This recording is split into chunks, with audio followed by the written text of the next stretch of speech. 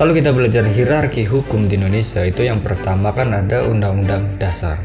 Terus ke bawah lagi ada TAP MPR, ke bawah lagi ada undang-undang, terus ada peraturan pemerintah, peraturan presiden, sampai ke daerah-daerah. Berarti kunci peradaban Indonesia itu mau seperti apa, itu ada di Undang-Undang Dasar. Cara ngejalaninnya gimana barulah turun ke undang-undang, ke peraturan, dan kawan-kawannya. Nah pertanyaannya, siapa nih yang bisa ngubah Undang-Undang Dasar? Siapa nih yang bisa ngebelokin kapal kita ini? Lu pasti akan ngomong, ya rakyat Indonesia lah. Ya harusnya seperti itu. Cuma realitanya kan gak berkata demikian. Realitanya kan yang bisa ngubah Undang-Undang Dasar itu MPR, yang di dalamnya ada DPR dan DPD. Idealnya memang DPR itu representatif dari masyarakat, ngewakilin suara kita.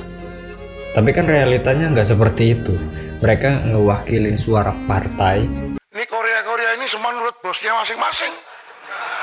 Ngewakilin suara ketua umum. Begitupun DPD. Mereka yang seharusnya menjadi pengawas, menjadi counterpartnya DPR, ternyata nggak berjalan, nggak punya taring, nggak sesuai apa yang kita harapkan. Tapi ya oke lah, itu beda topik. Mungkin bisa kita bahas nanti. Tapi yang pengen gue tekankan di sini, ternyata peran DPR, peran DPRD, peran DPD itu sangat-sangat krusial. Bisa menentukan arah kapal kita, bisa menentukan mau kemana nih bangsa ini. Karena kan tadi bisa ngubah Undang-Undang Dasar melalui MPR. Nah karena semakin krusial, seharusnya kan semakin terbuka.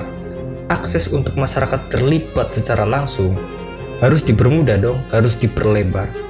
Karena kan katanya ya Indonesia negara demokrasi berarti negara ini bukan cuma milik dia, bukan cuma milik mereka, tapi milik kita semua, rakyat Indonesia. Nah berangkat dari sini makanya gue kurang setuju kalau persyaratan undang-undang bisa disahkan itu cuma prolegnas dan naskah akademik. Menurut gua harus ada bukti kalau DPR itu sudah menjelaskan ke masyarakat yang akan terdampak secara langsung. Harus ada bukti kalau DPRD, DPD itu sudah mendengarkan dan mempertimbangkan masyarakat yang di daerah-daerah, ya lewat seminar desa atau apapun itulah. Tapi memang problemnya itu di efisiensi, di waktu. Tapi kan di era sekarang apa nggak bisa kita bikin satu aplikasi negara di mana masyarakat bisa mereview, bisa ngasih masukan, bisa mempolling setuju atau enggak nih tentang rancangan undang-undang ini. Masa nggak bisa? Nggak bisa atau nggak mau? Itu kan dua hal yang berbeda. Mungkin kalau ini bisa berjalan, ruangnya dibuka, akan meminimalisir kesalahan-kesalahan DPR, di mana seringkali kita lihat nggak sesuai pandangan masyarakat, nggak sesuai apa yang diharapkan. Ruang partisipasi masyarakat ke lembaga-lembaga negara itu harus dibuka gitu loh. If you actually want government for the people, you've really got to have government of the people. Hukum, demokrasi itu butuh partisipasi. Partisipasilah yang menegaskan kalau pemerintahan itu dijalankan oleh rakyat dan untuk rakyat, seperti apa yang dikatakan Hans Kelsen. Sekarang pertanyaannya, ruang partisipasi masyarakat itu seharusnya gimana sih? Kenapa keterlibatan masyarakat itu punya peran yang krusial dalam pembuatan undang-undang? Yang pertama kita perlu tahu dulu, untuk mewujudkan meaningful participation dalam pembuatan undang-undang itu sebenarnya ada 3 aspek. Yang pertama itu hak untuk didengarkan, hak untuk dipertimbangkan, dan hak untuk dijelaskan. Jadi lu punya ketiga hak itu.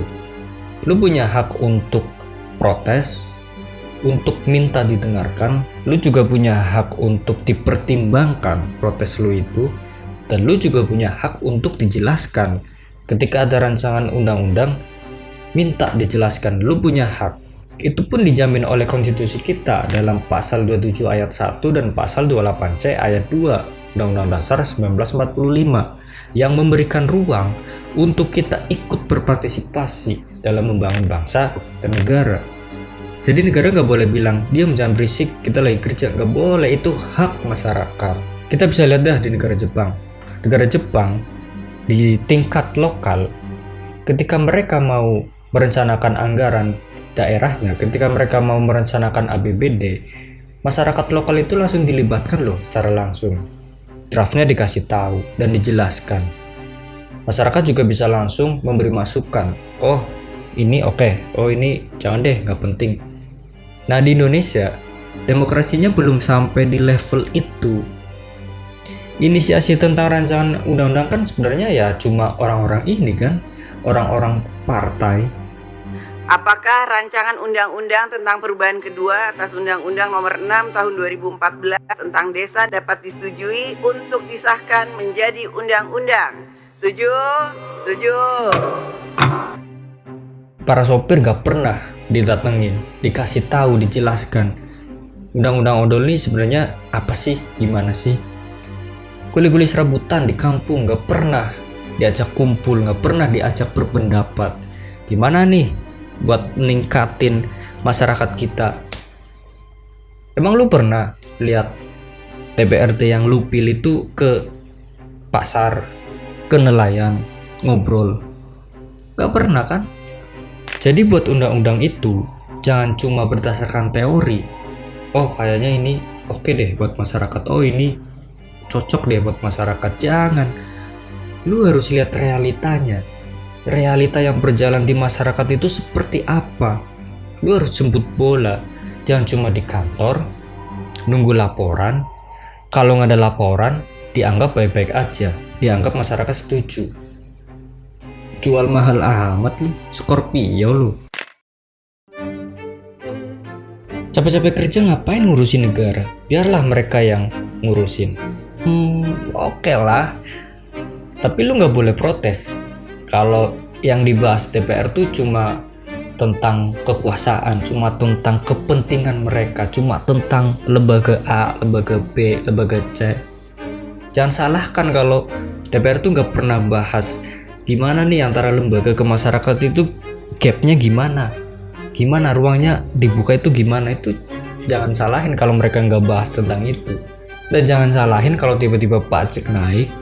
Jangan salahin juga kalau anak lu nanti gak ngerasain pendidikan gratis, gak ngerasain pendidikan yang layak. Karena itu konsekuensi kalau masyarakat itu diem, gak ikut mengawasi. Jadi mereka tuh sekarang boyok gitu. Inilah kenapa penting masyarakat ikut mengawasi, ikut terlibat secara langsung dalam pembuatan undang-undang, karena untuk memastikan kalau negara ini tuh gak cuma milik mereka tapi milik kita juga sebagai rakyat Indonesia. Terus ujungnya undang-undang ini kemana sih sebenarnya? Kan ke kita juga kan, ke masyarakat, ke keluarga kecil lu juga. Makanya sekarang ayo kita naik ke level demokrasi selanjutnya. Jangan cuma berhenti dijual putus. Dia ngejual apa, kita beli, terus setelah itu terserah mereka mau ngapain, mau ngomong apa di Senayan, mau salto, terserah mereka. Jangan gitu. Kita harus ikut mengawasi setelah memilih satu orang ini. Ya mungkin di generasi vintage mungkin itu relevan ya untuk politik jual putus, karena belum banyak masyarakat yang tahu, belum banyak masyarakat yang peduli. Jadi dia tuh dipilih karena dianggap lebih tahu, dianggap lebih pintar. Ya mungkin dulu oke lah, tapi sekarang kan nggak bisa lah, karena informasi semakin terbuka, akses untuk kita belajar itu semakin banyak. Ini kan berarti belum tentu anggota DPR itu lebih pinter daripada anak nelayan. Mungkin anak nelayan ini tuh lebih tahu ternyata akar masalahnya itu di mana, karena sehari-hari itu dia tuh di situ, sedangkan DPR kan cuma di kantor berdasarkan teori. Makanya dari situasi seperti ini kan harus disatukan, harus dipertemukan melalui ruang partisipasi yang memadai, ruang partisipasi yang gampang diakses oleh semua elemen masyarakat. Ya seperti itulah yang ingin gue sampaikan. Barangkali ada kritik dan saran, monggo ditulis di kolom komentar. Kita bahas di kolom komentar, kita diskusi lah. Oke? Terima kasih yang sudah menonton. See you.